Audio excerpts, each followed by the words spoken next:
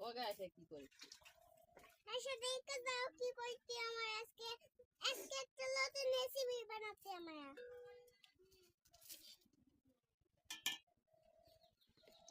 এসে একটু দেখে দাও তাহলে তো দেখতে পাইলো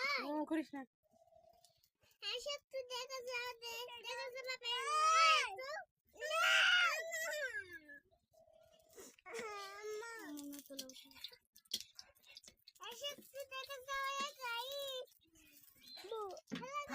আমি এটা ইয়া করি